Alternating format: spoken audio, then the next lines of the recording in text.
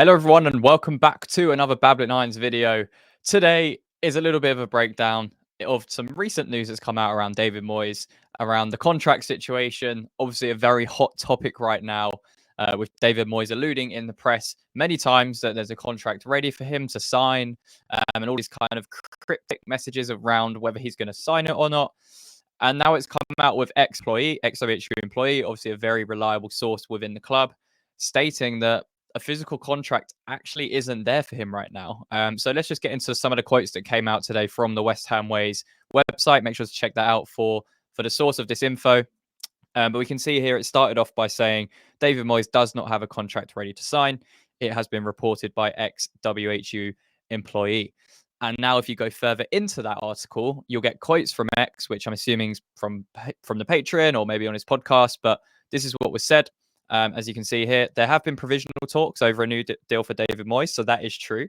However, he has been advised that at no point it's been put forward for signing. The manager possibly was referring to an agreement, but that's provisional, but not in front of him to sign.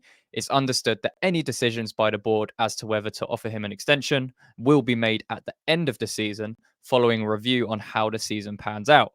Now, this is very interesting because if you're listening to Moyes in the media, especially around January, December time, even recently in Feb, you would believe that contract's there ready for him to sign. And he's kind of making the decision of whether he wants to do it. This kind of paints a different picture. I think there's a provisional agreement, and I think anything that happens will happen at the end of the season. I think that's a great plan. I think that's the best outcome and the best thing to do, because I think David Moyes deserves the credit and deserves the respect to, but also a lot of fans appreciate what he's done but want to move on, which is absolutely fine. And if there's better managers out there, and it looks like there are some really interesting picks to develop this football club if we want to push on, then that's probably the best way to do it at the end of the season. Obviously, his contract runs out at the end of the year, so yeah, it kind of makes sense to wait until the end of the season before we act. And I think this is what we said back in January, end of December on Babylon, when there was rumors that he might get a new contract. We kind of said, let's wait until the end of the season because things can change very quickly. And they have changed very quickly since the turn of the year. So I think that's the smart thing to do. The provisional agreement for the contract is probably based on how we perform this season, which it should be. And I think depending on our European success, and I think if you're David Moyes now, you have to get us back into Europe next season. Otherwise, you're not really going to have a leg to stand on, and that's just the way it goes. I think he set the benchmark very high for this football club. Now we've brought in some very exciting, attacking, talented players, as well as the likes of Edson Alvarez, Mavropanos as well, starting to show his quality. So we've actually recruited a very, very good starting 11. It's just a squad that needs work now. And whether David Moyes wants to build that out in the summer, whether we want to go in a different direction, change the style of how we play. Obviously, people don't agree a lot with the football at times, because we're quite passive, to say the least. So, yeah, it's going to be interesting to see how this one plays out. But I wanted to kind of look back at holistically at each of David Moyes' seasons, just from a points perspective and in the competitions he's performed in, because it kind of does paint the picture that we've slightly regressed since that COVID season, which was incredible. I think we performed really, really well throughout. We obviously didn't have European football as a distraction at that point. Since then, we've played in Europe every season. And you can see it's kind of had an impact on the Premier League campaign. But by and large, we've still done very, very well to maintain on both fronts. So this is going to take a look at, if you look at the bottom of this picture, it's obviously the COVID season, and the one above that is the season after when we had Europa League. You can see the points per game in the Premier League dropped off. 1.71 in the COVID season was extremely high for West Ham. That's extremely high for a lot of clubs, to be honest. Obviously won 19 games during that period.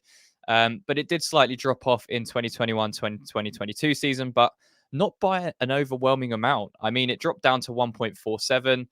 And that was kind of mainly because we lost 3 more games, and we won 3 more games in the previous season. So you can kind of see there was a points per game drop. Obviously, we got to the semi-finals of the Europa League as well, which was a really, really good achievement. We beat the likes of Sevilla. We beat the likes of Lyon.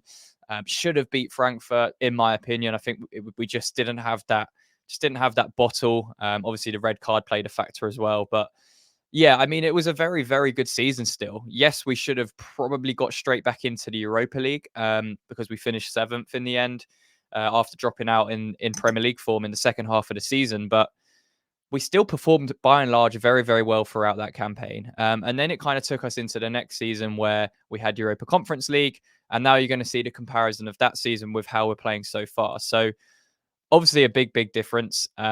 If you look at the points per game of the Premier League season last season, 1.05. I mean, you compare that to the COVID season, there's almost a zero point 0.7 swing there, which is really, really notable. 20 defeats is a staggering amount, only 11 wins, seven draws. So yes, it wasn't a great Premier League campaign, but as we've said many times, that Europa Conference League campaign masked over that. But it didn't just mask over it, it was also a very impressive thing to do and something that deserves a lot of credit because West Ham winning a European trophy was never going to happen in my lifetime, in my opinion, but it has happened. And we could potentially go one step further in the Europa League again this season. So you look at this season, the points per game is 1.5. So we've won 11, lost 9, drawn 6. We're doing very well statistically here. Obviously, the performances haven't matched it recently, but we have been grinding out wins by and large, other than this kind of last 6 weeks or so. So hopefully the win against Brentford and Paqueta being back and that front three being back in motion is going to now start to change the tide a little bit. I think we're just so deprived of quality in the squad. And I think that's because we just haven't recruited well enough to be a squad team. And also David Moyes has to take accountability for that, for his lack of rotation in matches as well, because players lose out on match fitness.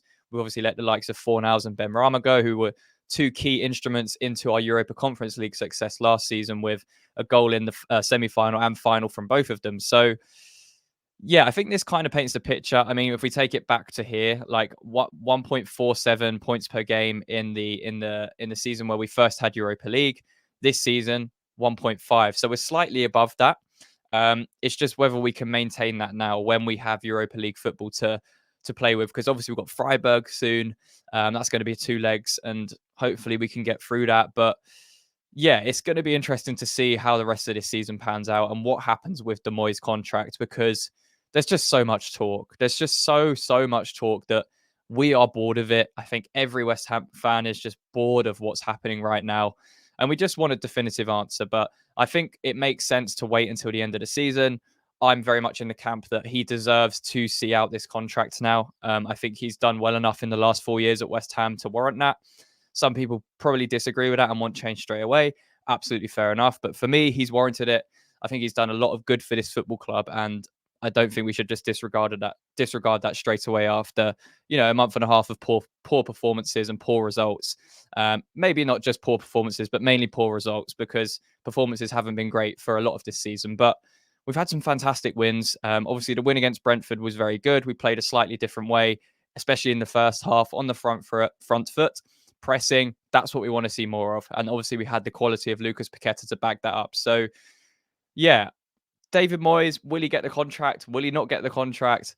I don't think anyone really knows. There's a provisional contract in place. X is saying there's nothing concrete written to him for a contract. So let's see what happens. I think for me, as I've said, I would wait until the end of the season, see what he can do from now until May, June, and then see and reevaluate. But in the background, Tim Steiden should absolutely be identifying targets and, thinking of a strategy for the summer, because it's very much likely that David Moyes won't be the manager of this football club this summer, sorry. So I think we need to plan accordingly. There's a lot of progressive European pedigree managers out there that would be an excellent candidate for the job. And I think it would take a lot of hard work from Tim Steiden in the background to recruit them. So there's probably work underway in the background right now.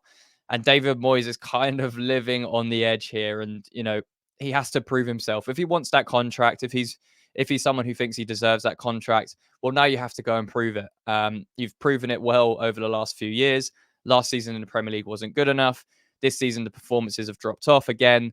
So you need to pick it back up, and you need to perform, either get us back into Europe through a Premier League finish or go and win the Europa League. It's as simple as that, as hard as that sounds. But yeah, let me know what you think about the whole David Moyes contract situation in the comments. And yeah, leave a like on the video and subscribe to the channel if you're new.